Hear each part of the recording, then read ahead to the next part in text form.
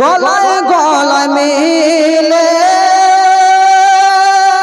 কে হারিস উঠেছে খুঁজে দেখে ঘরের কোনায় দুটি ছেলে বসে কান্দে গলায় গলায় মিলে মুসলিমের দুই ছেলে গলায় গলায় মিলে বড় ভাইকে ছোট ভাই কেন্দে কেন্দে বলে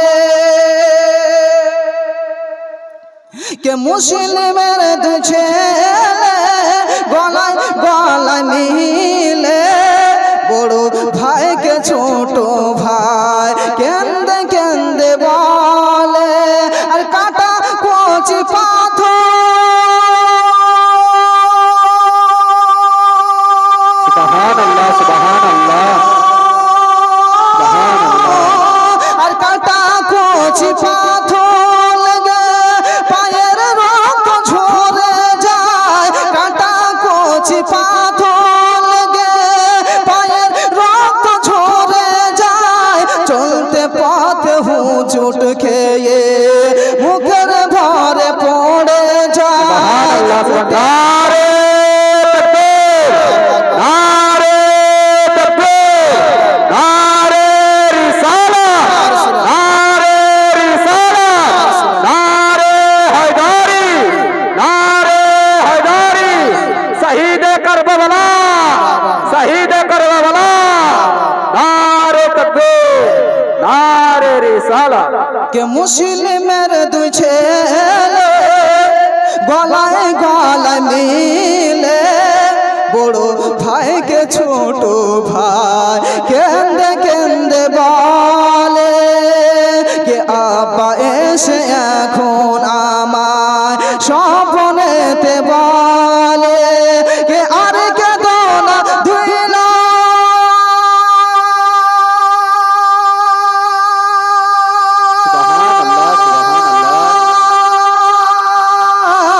কে আর কে দোনা ধুইলা আমার আজকে সকালে শহীদ হয়ে আসবে তোমরা আমার কাছে চলে মুসলিমের দুই ছেলে গলায় গলায় মিলে বড় ভাইকে ছোট ভাই কেন্দে কেন্দে বলে ব্রাদার মুআজ্জাজ সামনে কিরাম আমি আপনাদের সম্মুখে পবিত্র কোরআন ও মাজিদ ফুরকান হামিদ হইতে একখানা মারুফ ও মাশহুর আয়াত পড়ার সৌভাগ্য অর্জন করেছি আমার মহান রব্বুল আলামিন পবিত্র কোরআন পাকের মধ্যে ঘোষণা করে বলছেন ওয়ামা আরসালনাকা ইল্লা রাহমাতাল লিল আলামিন সাদাকাল্লাহুল আযীম আল্লাহু রাব্বুল আলামিন বলছেন হে আমার দোস্ত হে আমার মাহবুব আমি আপনাকে সারা বিশ্বের জন্য রহমাতাল লিল আলামিন বা দয়া করে প্রেরণ করেছি মুহাব্বত বলুন সুবহানাল্লাহ বিরাদার মুআজ্জাজ সামনে কিরাম আমার নবী আপনার নবী সারা কুল কায়নাতের নবী রহমাতাল লিল আলামিন কতটা ছিল আপনাদের সম্মুখে রহমাতাল লিল আলামিনের পরিচয় দিয়ে দেব দয়ার নবী মায়ার নবী যখন বাবা ইসলাম পরিচয় করার জন্য ওই তায়েফ নগরে গিয়েছেন আর তায়েফবাসীদেরকে বলতেছেন ওগো তায়েফবাসীরা শুনে নাও তোমরা যে আজকে মূর্তি পূজা করতেছো তোমরা যে গাছ পূজা করতেছো তোমরা যে আগুনের পূজা করতেছো তোমরা সূর্যের পূজা করতেছো তোমরা পাথরের পূজা করতেছো সেইগুলো তোমরা বাদ দিয়ে দাও যিনি হচ্ছেন সৃষ্টিকর্তা যিনি হচ্ছেন মহান রব্বুল আলামিন যিনি হচ্ছে আল্লাহ তাআলা আল্লাহ পাক যিনি হচ্ছে এক ওয়াহদ ওয়াহদাহু লা শারীকা লাহু, যিনি হচ্ছেন আমাদের রব, তিনার প্রশংসা করো, তিনার ইবাদত বندگی করো, তিনাকে এক আল্লাহ বলে মেনে নাও, আল্লাহ বলে জেনে নাও। সেই সময় বাবা তায়েফবাসীর লোকেরা, তায়েফবাসীর ছোট ছোট বাচ্চারা আমার নবী, আপনার নবী, সারা কুল কায়নাতের নবী, নবী পাক সাল্লাল্লাহু তাআলা আলাইহি ওয়াসাল্লামকে যেন বাবা যেমনি আমার নবী মুস্তাফা ইসলাম প্রচার করতে গিয়েছে, কলমার দাওয়াত দিতে গেছে, তারা যেন আমার নবী মুস্তাফাকে বাবা এমন ভাবে আঘাত করতে লাগলো, এমন ভাবে পাথর মারতে আরম্ভ করেছে যে আমার নবী, আপনার নবী, সারা কুল কায়নাতের নবী, নবী পাক আমার শরীর খানা যেন বাবা পাথর মেরে মেরে যেন ঝাঁঝরা ঝাঁঝরাকৃত করে দিয়েছে, রক্ত রক্ত মাখা জামাখানা রক্তে রক্তিত করে দিয়েছে, যেন বাবা শরীরে রক্ত বয়ে বয়ে যেন জুতা মোবারক রক্তে লাল হয়ে গিয়েছে। আল্লাহ আল্লাহ, এই মতো অবস্থা দেখে আমার নবী পাকের একজন পালিত পুত্র ছিল যায়েদ বিন হারেসা, যেন বাবা ওই যায়েদ বিন হারেসা আমার নবী মুস্তাফার যেন পাথর যেন না লাগে, যেন পাথর আমার নবী মুস্তাফাকে না লাগে, তার জন্য সামনে যেন দাঁড়াইতে লাগলো, সামনের দিক থেকে যেন পাথরের আঘাত যেন খেতে লাগলো, যেন বাবা পিছন থেকে পাথর মারতে আরম্ভ করেছে, সেই পিছন থেকে যেন আঘাত সহ্য করার জন্য ওই যায়েদ বিন হারেসা যেন পিছন দিকে যেতে আরম্ভ করেছে। বাবা চতুর্দিক থেকে তো পাথর তারা মেরে যায়, তারা পাথরে আঘাত করে যায়, কিন্তু যায়েদ বিন হারেসা কতটা বাবা পাথরের আঘাত সহ্য করবে রে বাবা, যেন চতুর্দিকে ঘুরতে আরম্ভ করে দিয়েছে, কিন্তু বাবা যেন পাথরের আঘাত খেতে খেতে যায়েদ বিন হারেসার শরীরখানা যেন বাবা রক্তে লাল লাল হয়ে গিয়েছে। আমার নবী, আপনার নবী, সারা কুল কায়নাতের নবী, নবী পাক সাহেবে লাউলাক হুজুর পুরনুর সরকারে দু আলাম সাল্লাল্লাহু তাআলা আলাইহি ওয়াসাল্লামের চেহারা মোবারক খানা দে যেন বাবা চোখের জল ঝরে ঝরে যেন আমার নবী পাকের দাড়ি মোবারক খানা যেন ভিজে যাচ্ছে। একবার জোরে বলুন, আল্লাহর নবী, আপনার নবী, সারা কুল কায়নাতের নবী, দো জাহানের বাদশা নবী আমার কতই না পাথরে আঘাত খেয়েছে দিন ইসলাম প্রচার করতে গিয়ে, তবুও বাবা কলেমার দাওয়াত ছেড়ে দেয় নাই, পাথরের আঘাত খেয়ে খেয়ে বাবা শরীরখানা ঝাঁঝরা ঝাঁঝরাকৃত হয়ে গিয়েছে।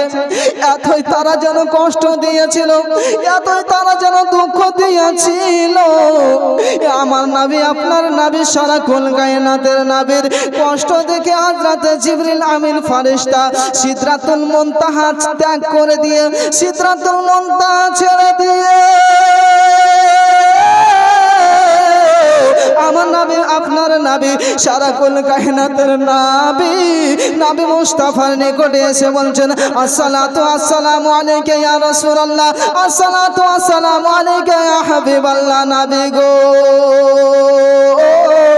হুজুর আপনি আমাকে একটু আদেশ করেন হুজুর, আমি ওই তায়েফবাসীকে আমি যেমন পাথরে দিয়ে চূর্ণ বিচূর্ণ করে দেয়, আমি সেই মতো তাদেরকে চূর্ণ বিচূর্ণ করে দেব, যেমন বাবা জাতাতে গমকে পিসাই করার পরে আটা তৈরি করে দেয়। হযরতে জিবরিল আমিন ফেরেশতা, ফেরেশতাদের সর্দার, ফেরেশতাদের কমান্ডার বলতেছেন, ইয়া রাসূলুল্লাহ,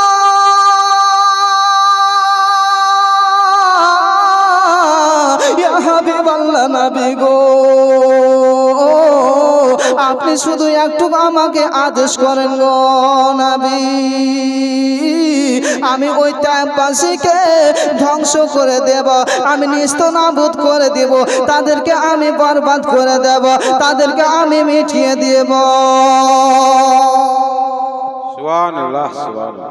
আমার নবী আপনার নবী সারা কোন কায়নাতের নবী নবী পাক সাল্লাল্লাহু তাআলা আলাইহি সাল্লামের শরীরে এতই পাথরের আঘাত খেয়েছেন, কিন্তু তবু আমার নবী আপনার নবী সারা কোন কায়নাতের নবী নবী পাক আমার বলতেছেন, ও জিবরিল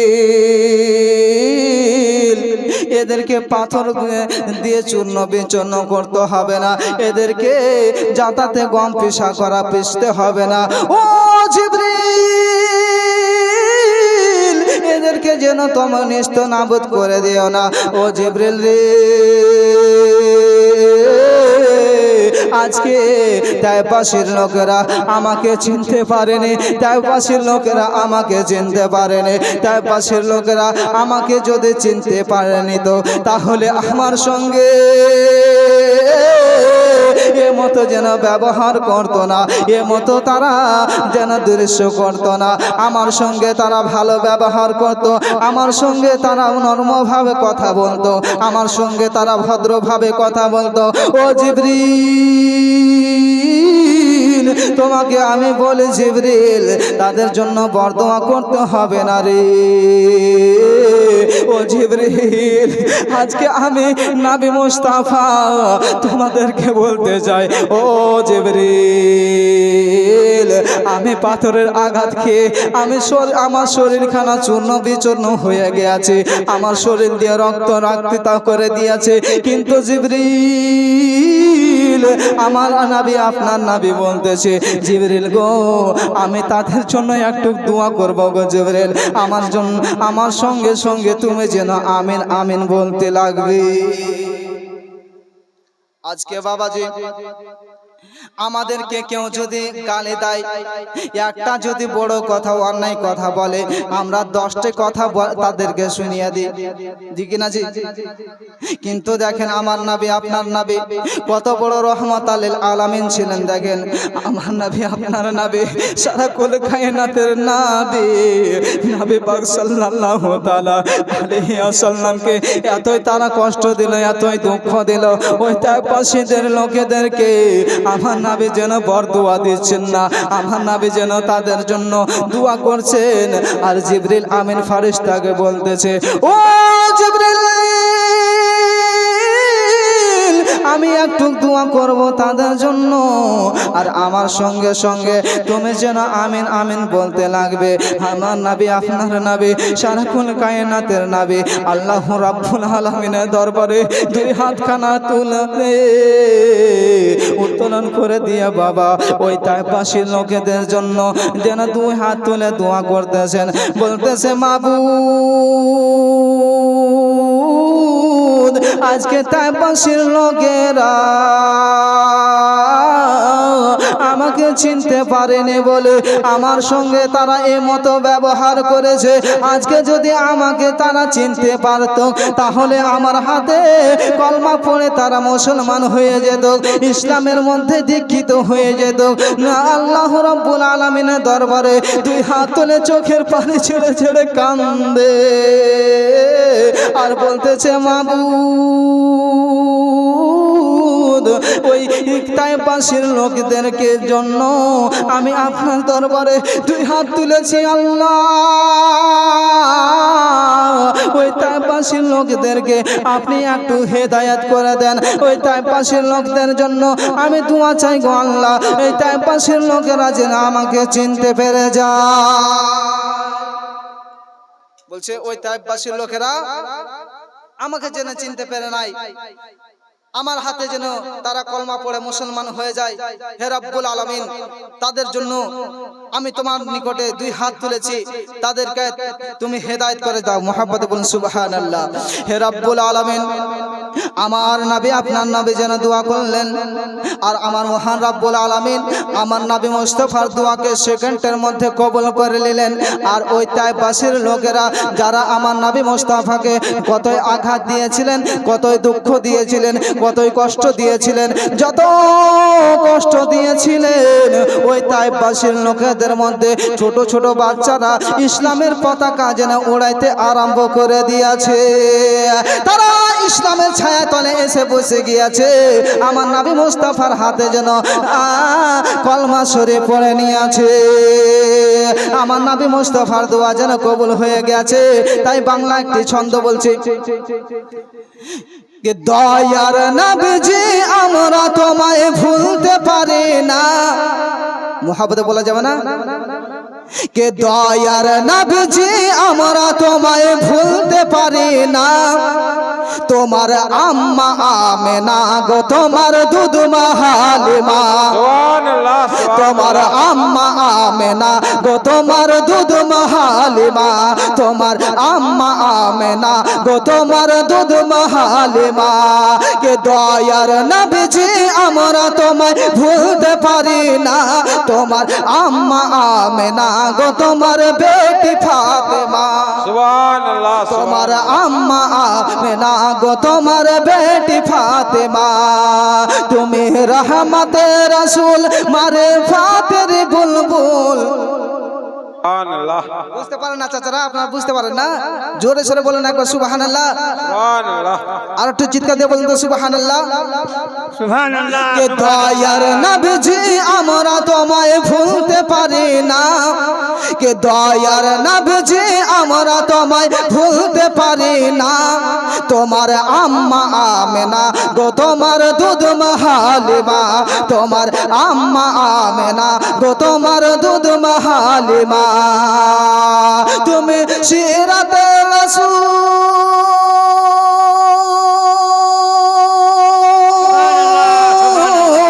তুমি সিরাতে রাসূল মারে ফাতের বুলবুল তোমার দোয়া কবুল করতে খোদা দেরি করে না সুবহানাল্লাহ সুবহানাল্লাহ তোমার দোয়া কবুল করতে খোদা দেরি করে না গো তোমার আম্মা আমেনা গো তোমার দুধ মা হালিমা দয়ার নবীজি আমরা তোমায় ভুলতে পারি না দয়ার নবীজি আমরা তোমায় ভুলতে পারি না তোমার আম্মা আমেনা গো তোমার দুধ মা হালিমা তোমার আম্মা আমেনা গো তোমার দুধ মা হালিমা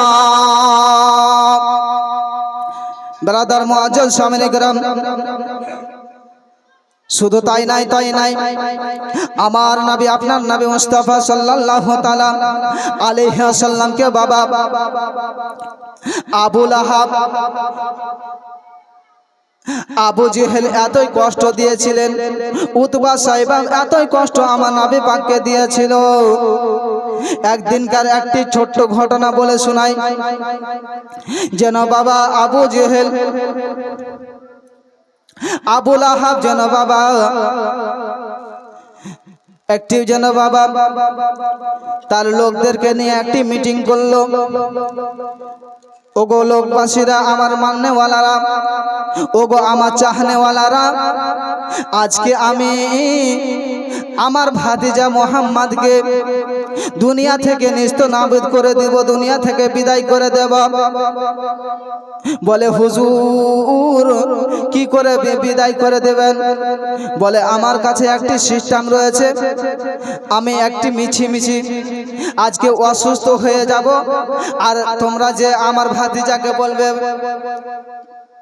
যে মোহাম্মদ তোমার চাচা আজকে অসুস্থ হয়ে গেছে যেন সেই মৃত্যুর সম্মুখে হয়ে গেছে তোমাকে অতি তাড়াতাড়ি ডেকে পাঠিয়েছে তাড়াতাড়ি আসো তোমার হাতে কলমা শরীফ পড়তে চাই এই কথা তোমরা বলবে আর যখন আমার ভাতিজা আসবে আর সঙ্গে সঙ্গে আমরা একটি কুয়া খুঁড়ে রাখবো একটি গর্ত খুঁড়ে রাখবো আর যেমনি বাবা ওই গর্ততে আমার নবী মুস্তাফা আমার সঙ্গে দেখা করার জন্য আমাকে কলমা পড়াবার জন্য আসবে আর সঙ্গে সঙ্গে ওই গর্তের মধ্যে যেন পড়ে যাবে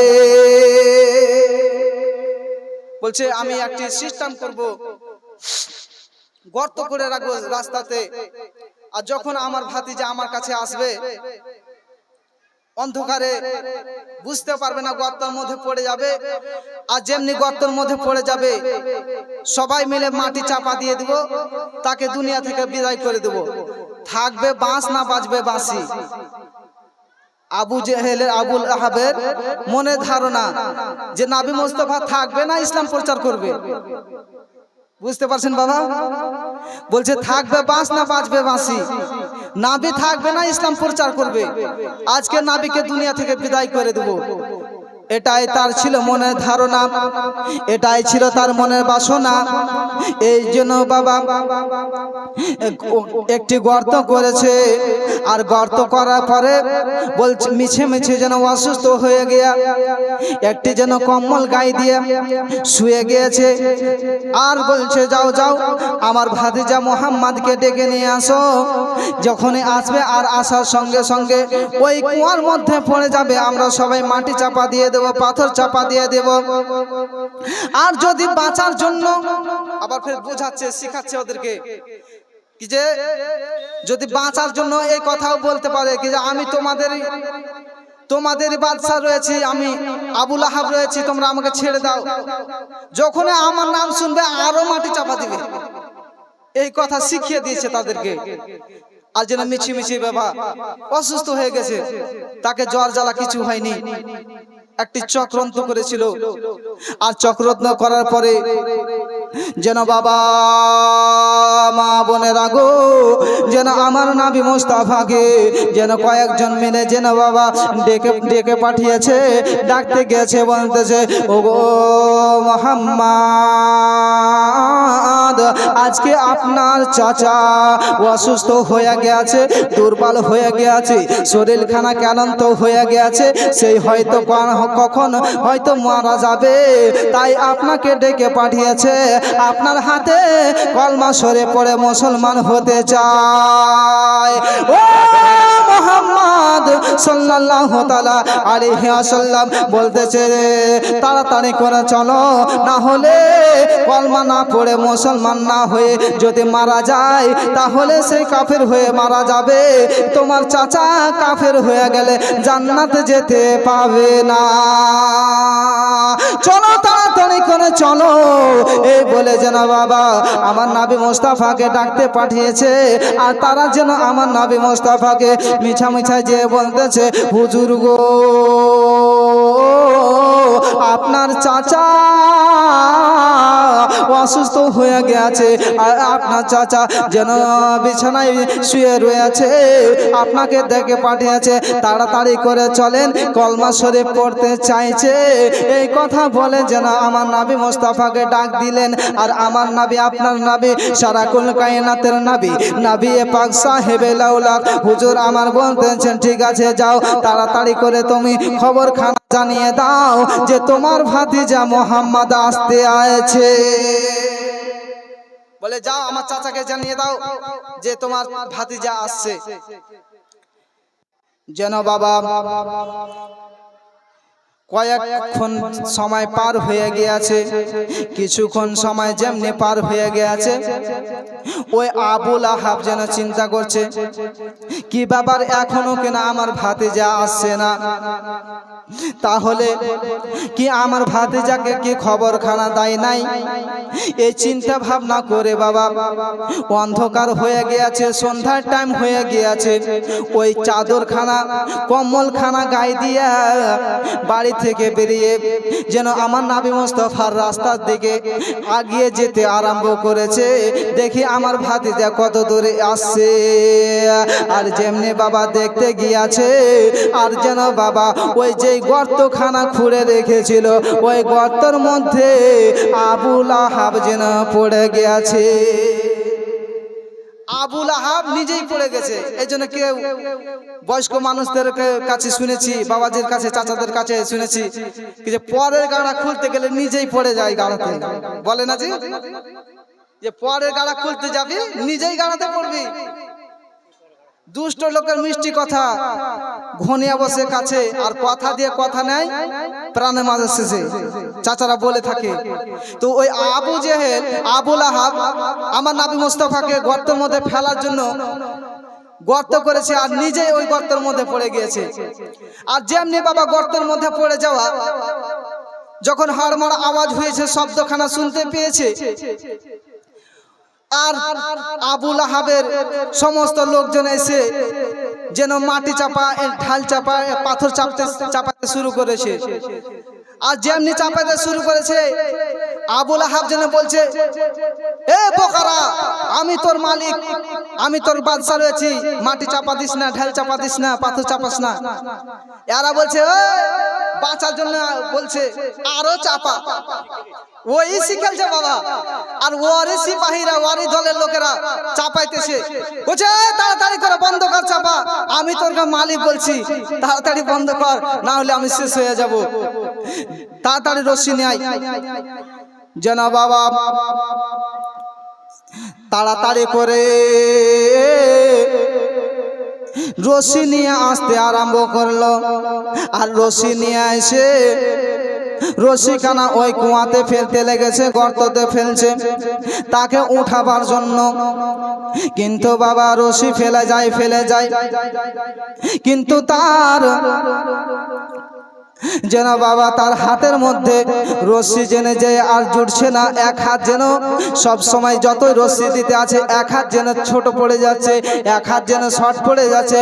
বলে তাড়াতাড়ি উঠা রে উঠা, আমি এই গর্তের মধ্যে আর যেন থাকতে পারি না, এই তাড়াতাড়ি করে আমাকে এই গর্ত থেকে উঠা, তাড়াতাড়ি করে যা আর রশ্মি নিয়ে আয়, আমাকে ওঠাবার ব্যবস্থা কর।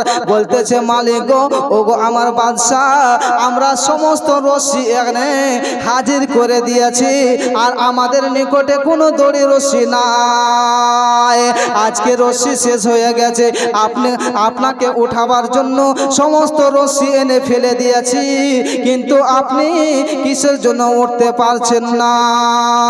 এই বলে বাবা রশ্মিখানা যেন একের পর এক দিতে আরম্ভ করে দিয়েছে।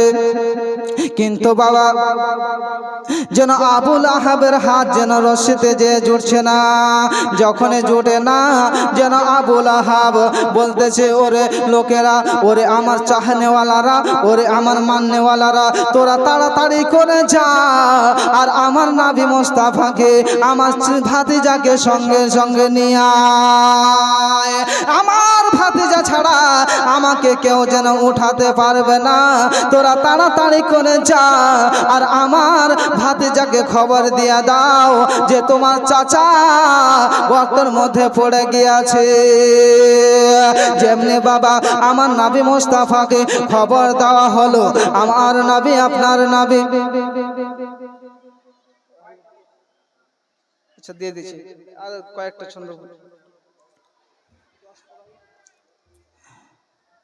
বেরাদার মুআজ্জিন সামিনে কেরাম, আমার নবী আপনার নবী, সারাকুল কায়নাতের নবী, নবী পাক সাল্লাল্লাহু তাআলা আলাইহি ওয়াসাল্লাম যেন বাবা সঙ্গে সঙ্গে ওই কুয়ার নিকটে আসলো। আর আসার পরে বলতেছে, চাচা গো, আপনি এই গর্তের মধ্যে কিসের জন্য পড়ে রয়েছেন গো চাচা? বলতেছে, ভাতিজা, এই গর্তের মধ্যে কিসের জন্য পড়ে আছি এই খবরখানা আমি তোমাকে পরে বলবো, কিন্তু আমাকে এই গর্ত থেকে আগে উঠা। জোরে বলুন। বলছে, ভাতিজা আমাকে গর্ত থেকে উঠাও, তারপরে বলছি কিসের জন্য গর্ততে নেমে আছি। বলে, চাচা গো, আপনাকে তো আমি উঠিয়ে নেব চাচা, তবে আমার মধুমাখা কলমাখানা একবার পাঠ করে নেন।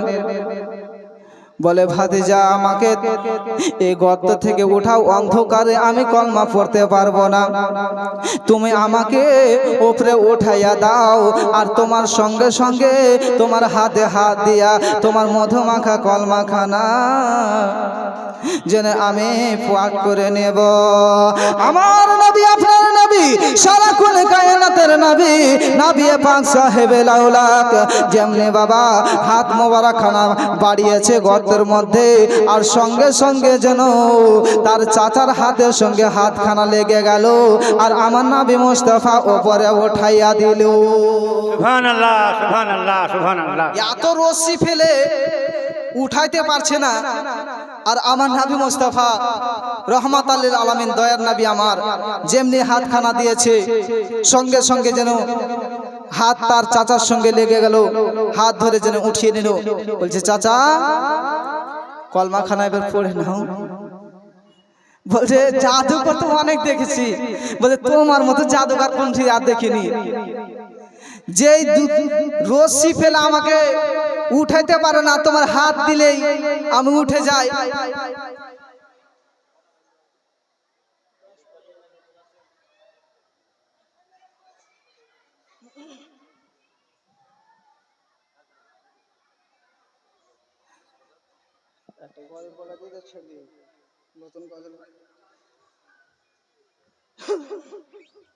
একবার ধরে সে পাঠ করেন আল্লাহুম্মা সাল্লি আলা সাইয়্যিদিনা মাওলানা মুহাম্মদ ওয়া আলা আলি সাইয়্যিদিনা সাল্লাল্লাহু তাআলা আলাইহি ওয়াসাল্লাম। মুহাম্মদ।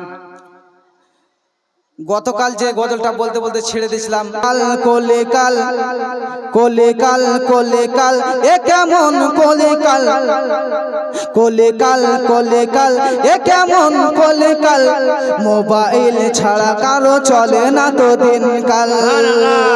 কোলে কাল কোলে কাল এ কেমন কোলে কাল কোলে কাল কোলে কাল এ কেমন কোলে কাল, মোবাইল ছাড়া কারো চলে না তো দিন কাল।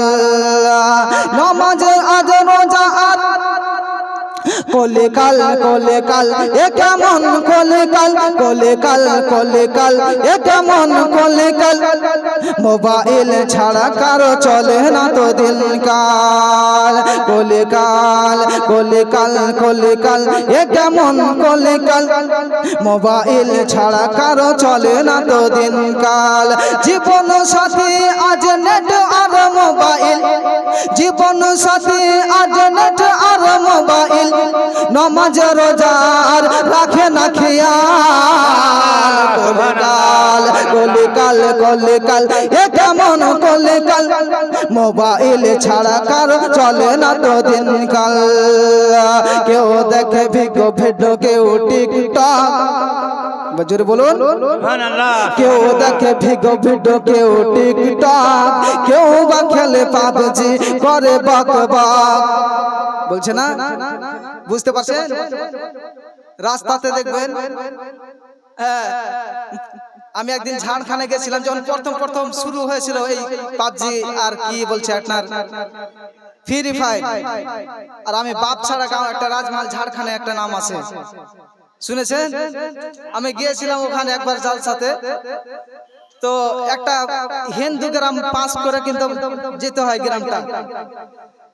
ওখানে কয়েকটা ছেলেরা বসে আছে দল বেঁধে, আর আমি ওটা দিয়ে চলে যাচ্ছি, আর তারা বলছে কি যে মার মার মার মার। আমি চিন্তায় পড়েছি, আমাকে মারতে কেন চাইছে? আমি তো এদের কোনো দোষ করিনি, কোনো অন্যায় করিনি। একজনা বলছে ধর ধর ধর ধর। চিন্তায় পড়ে গেলাম যে প্রথম যাচ্ছি, আর গ্রামটাও ফের বলছে বাপ ছাড়া, কেমন যে গ্রামে চলে আসলাম, ধর ধর মার মার বলছে। দাঁড়িয়ে গেলাম, দাঁড়িয়ে যাওয়ার পরে কয়েকটা ছেলেকে বলছি ভাই তোমরা আমাকে মারতে কেন চাইছো গো? আমি তোমাদের কোনো অন্যায় করেছি? আমি তো আপনাদেরকে গালি দিয়েছি। বলছে আপনাকে কেন মারবো? বলছে আপনাকে কেন মারবো? বলছে তোমরা যে বলছো রে ভাই কে মার মার ধর ধর, তো বলছে কি যে আমরা ফ্রি ফায়ার খেলছি হুজুর, আপনাকে মারতে চাইছি না। তাই কি করবে? বলছে একবার মোহাম্মদে বলুন তো সুবহানাল্লাহ সুবহানাল্লাহ সুবহানাল্লাহ। কে কোলে কাল কোলে কাল এ কেমন কোলে কাল কোলে কাল কোলে কাল এ কেমন কোলে কাল, মোবাইল ছাড়া কারো চলে না তো দিন কাল।